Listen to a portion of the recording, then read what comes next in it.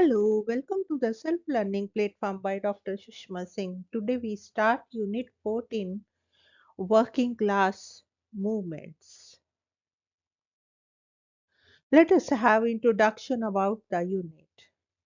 The modern working class arose in India in the 19th century. This development was due to the establishment of modern factories, railways, dockyards, and construction activities relating to roads and buildings. It was a modern working class in the sense of relatively modern organization of labor and a relatively free market for labor. There were certain important exceptions to this rule. The plantation workers who also worked for the capitalist employers and produced goods which were sold in the international market were recruited and worked under unfree conditions. In fact, for the majority of the workers in colonial India, the recruitment and working conditions were not as free as were present in some other countries, which were capitalistically more developed.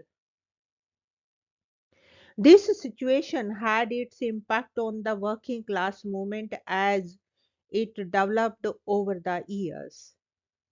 Apart from less developed economy, the colonial condition also had its bearing on the labor movement. This unit will discuss the labor movement in India as a social movement.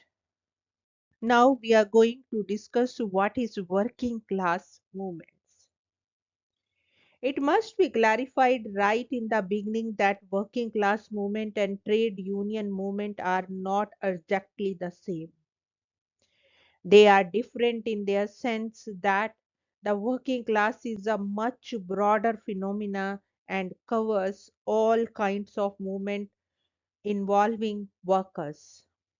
It includes within its ambit silent protest, passive resistance, individual protest, and strikes, as well as more organized forms of welfare activities and bigger protests and strikes reaching to the level of general strikes.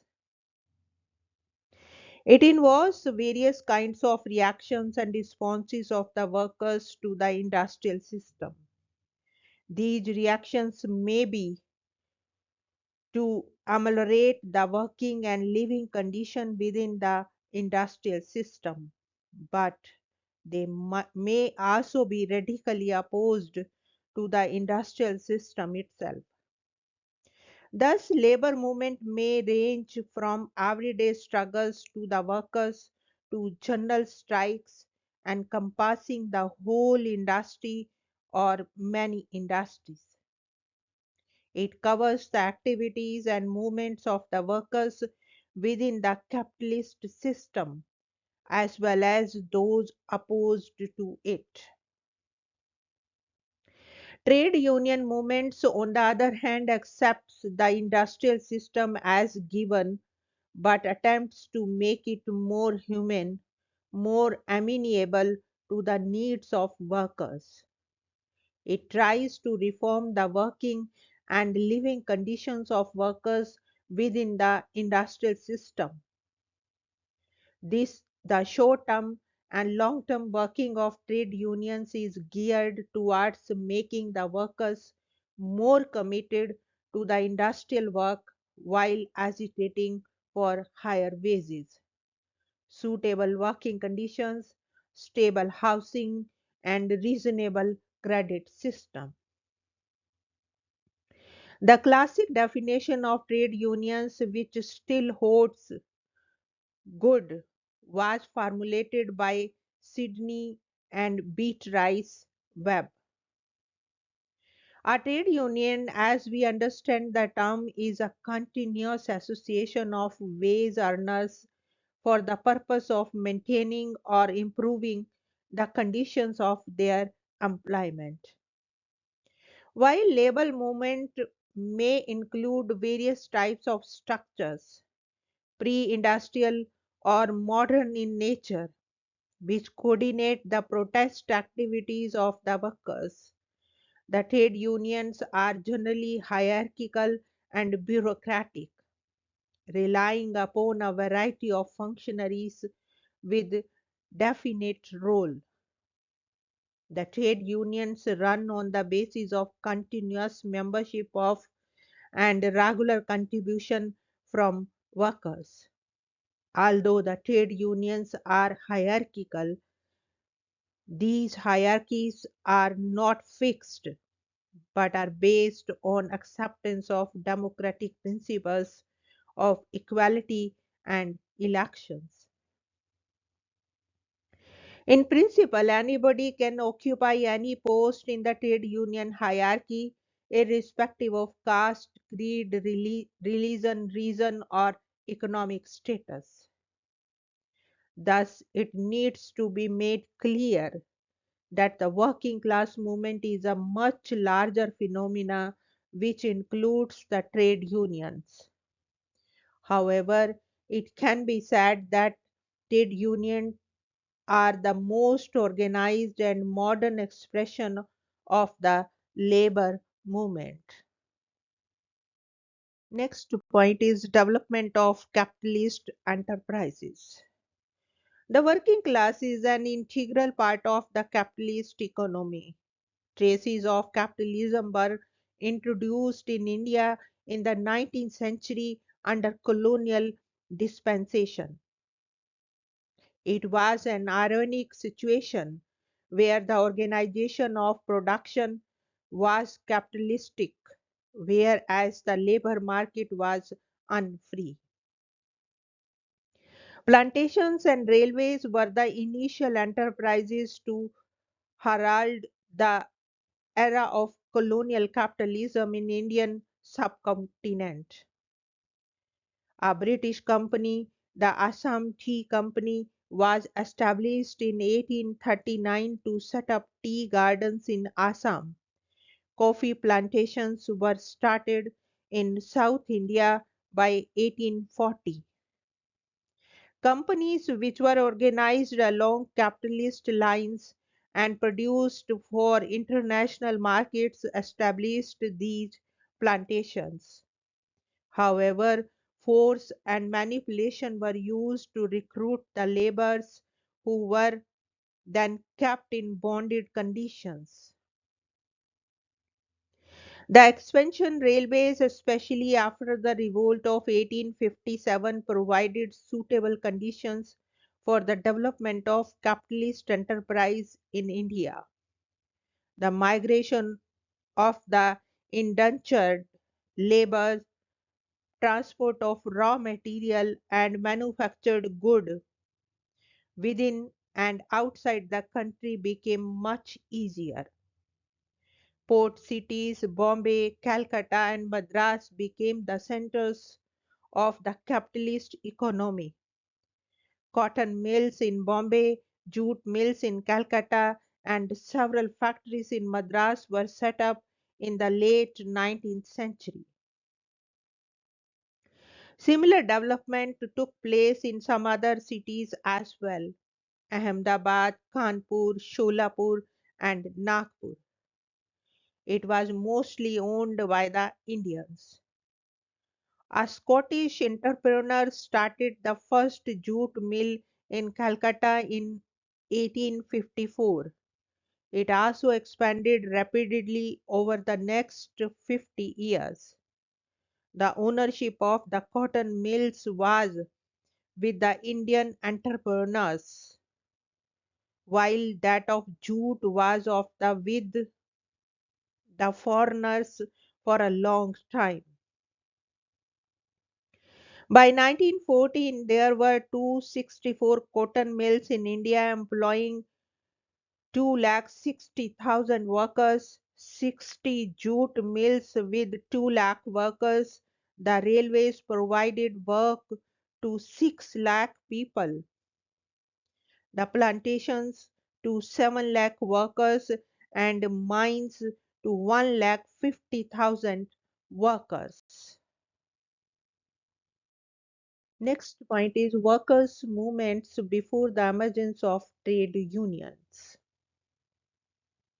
Even before the emergence of trade unions after the First World War, there have been various forms of labor movements and protest against low wages, long working hours, inhuman conditions of work, and several other issues. In fact, the trade unions can be seen as the result of these earlier labor struggles to secure their demands.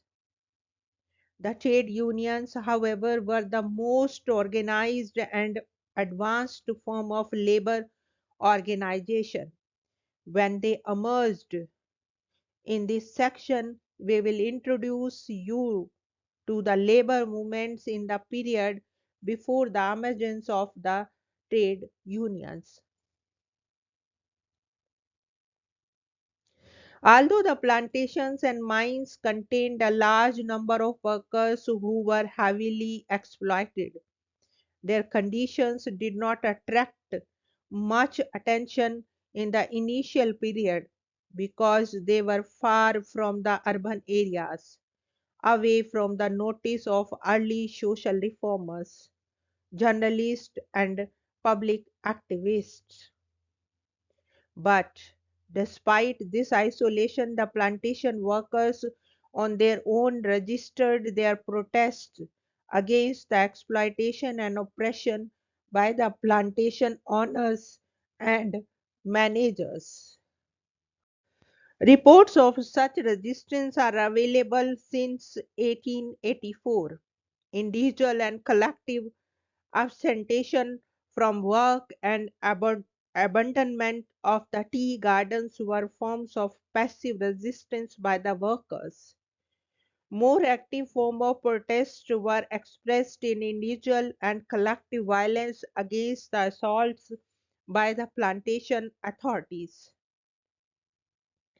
All these protests were severely repressed by the planters, Muslimen, with the help of the colonial police. The workers in the cotton and jute industries and in the railways, on the other hand, were more in the public gaze. The early social workers and philanthropists were also involved with them. This facilitated better organizational work as well as better reporting and public support.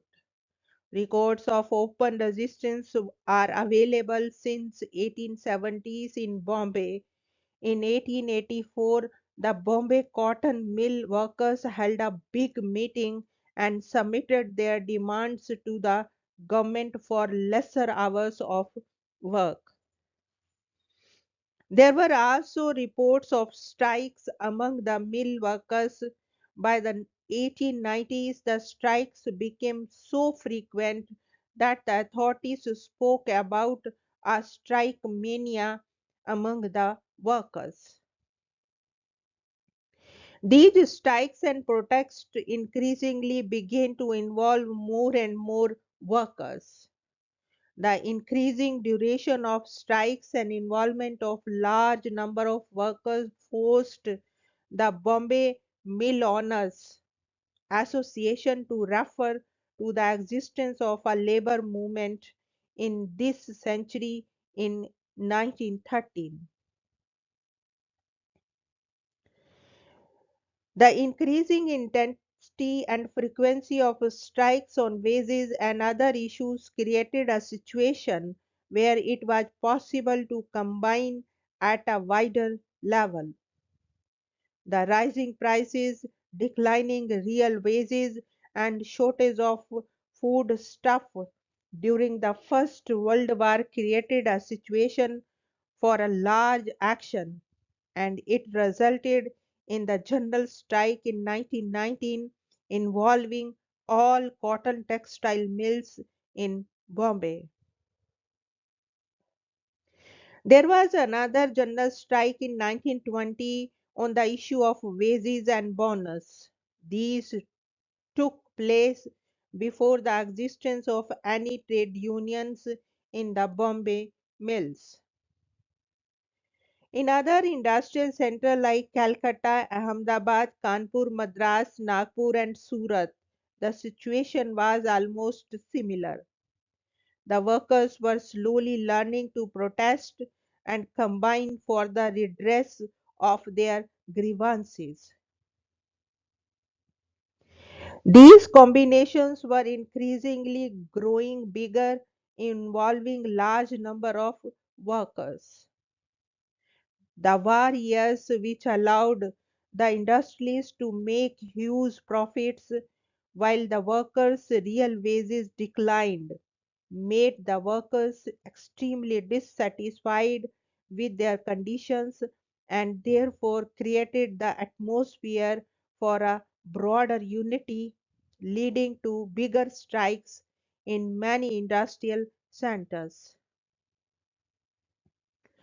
Strike waves spread in all other places and engulfed non factory concerns like railways, plantations, mines, ports and docks, engineering workshops, oil installations, government mint and presses, tramways, gas and electricity supply undertakings, and even the municipal workers.